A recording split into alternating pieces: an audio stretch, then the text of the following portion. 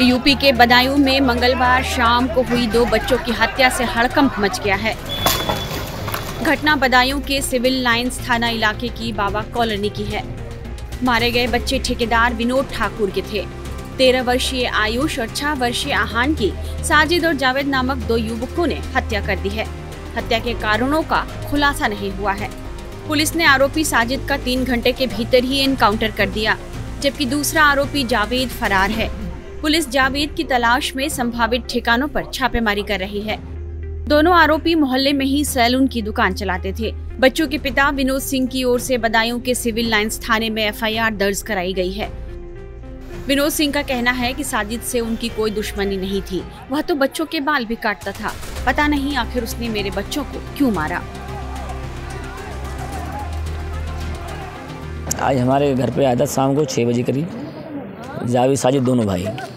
उन्होंने जो है पैसे पहले तो आए दुकान, हमारी परचूनी की दुकान, उसकी है कॉस्मेटिक की दुकान, पार्लर भी है हमारे यहाँ, तो मैडम चलाती हैं। 3 बच्चे थे हमारे, आयुष, पीयूष और आहान।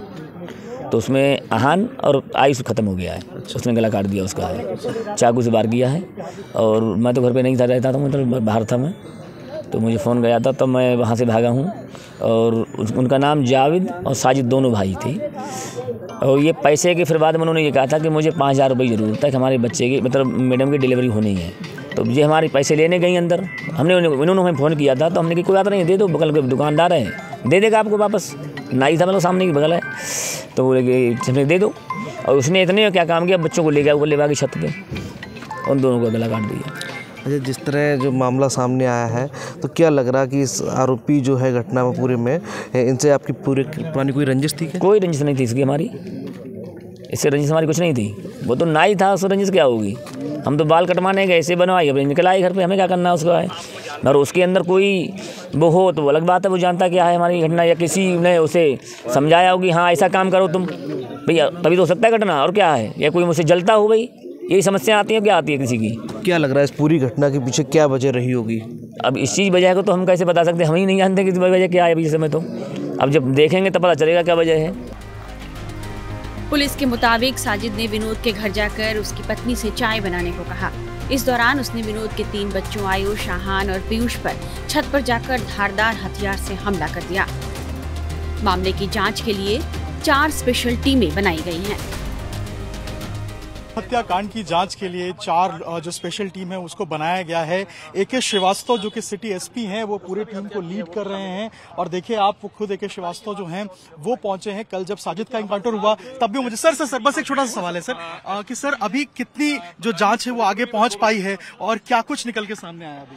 देखिए, जैसा कि मैंने बताया अभी आपकी मीडिया के बाकी साथियों को कि हमारी 4 टीमें लगी हुई हैं जो दूसरे आरोपी है उसको गिरफ्तारी करने के लिए, और काफी कुछ हम लोग क्लू मिल रहा है जिसपे हम काम कर रहे हैं और हम प्रयास करते हैं। क्या जावेद फरार है अभी, या आपने उसको पकड़ा है? नहीं, अभी उसकी गिरफ्तारी अभी नहीं हो पाई है, हम प्रयास कर रहे हैं। शुरुआती जांच में क्या निकल के सामने आया, किस लिए, मोटिव क्या था हत्या का? ये मोटिव अभी बहुत क्लियर नहीं हो पा रहा है, क्योंकि जो बच्चे हैं इनके परिवार के लोगों से अभी ऐसी स्थिति में नहीं है कि इनसे हम बहुत बात कर पाए। और क्या साजिद ने पहले आप लोगों पे फायर किया, उसके बाद आपने रिटेलिएट किया, क्या परिस्थिति थी वहाँ पे? देखिए, ऑब्वियसली बात है कि वो जो पुलिस पे वो फायर करते हैं और हमारे बचाव में हमें फायर करना पड़ा है। तो ये देखिए, ये AK श्रीवास्तव हैं जो कि सिटी SP हैं, वो उस टीम में भी शामिल थे जब इनकाउंटर पूरा जो ऑपरेट है उसको किया जा रहा था। और अब देखिए हमारे साथ जो है AK श्रीवास्तव थे, जिन्होंने साफ तौर पे बताया सिटी SP ने कि क्या परिस्थिति थी। अभी जांच चल रही है और अभी जो जावेद है वो फरार है, उसके लिए भी 4 टीमें लगाई गई हैं उसको पकड़ने के लिए, और जांच अभी जारी है। मासूम बच्चों की हत्याकांड से पूरे इलाके में तनाव है, लोगों में गुस्सा है। मोहल्ले वाले आरोपियों के घर पर बुलडोजर चलाने की मांग कर रहे हैं। इस हत्याकांड को लेकर मोहल्ले वालों ने क्या कहा है, आइए वो भी आपको सुनाते हैं। कितने साल से दुकान चलाता था? खानुआ के जनता है यहाँ पे दुकान आएंगे, यहाँ मंडी लोग सबकी उनेंगे, यहाँ से खानुआने की दुकान है।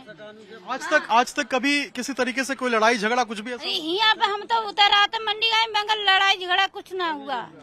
आप लोगों ने कभी देखा कोई लड़ाई झगड़ा इस तरह? ना, इनसे कभी किसी से लड़ाई झगड़ा कभी नहीं हुआ आज तक। खुशी के माहौल से रहते हैं, कोई लड़ाई झगड़ा नहीं होता है।